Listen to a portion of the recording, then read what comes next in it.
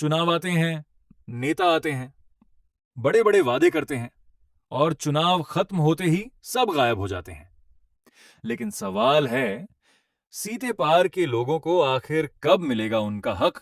आज हालत यह है कि बारिश होते ही श्मशान भूमि में अंतिम संस्कार तक करना मुश्किल हो जाता है।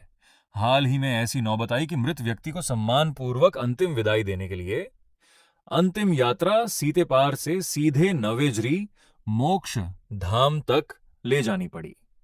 यह सिर्फ एक घटना नहीं है, यह व्यवस्था के मुंह पर करारा तमाचा है।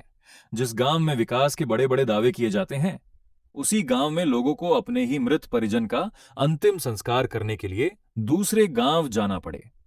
इससे ज्यादा शर्मनाक और क्या हो सकता है?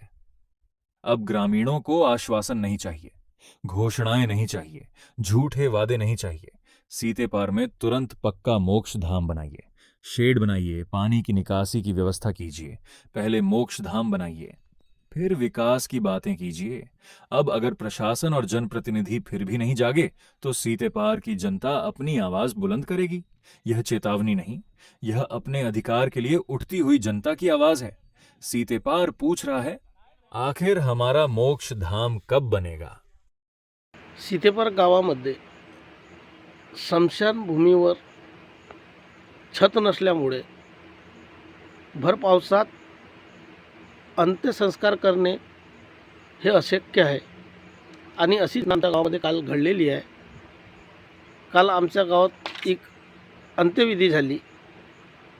सतत पाणी येत असल्यामुळे त्यांचा अंतिम संस्कार आम्ही गावच्या स्मशानभूमीवर करू शकलो नाही, कारण सतत पाणी येत असल्यामुळे तिथं कुठलीही सोय नाही।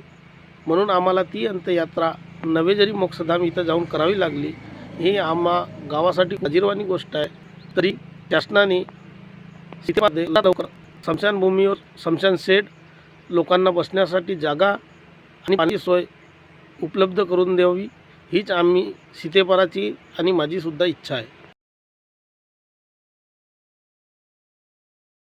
सीतेपार गावामध्ये स्मशानभूमीवर छत नसल्यामुळे भर पावसात अंत्यसंस्कार करणे हे अशक्य आहे आणि अशीच आमच्या गावामध्ये काल घडलेली आहे।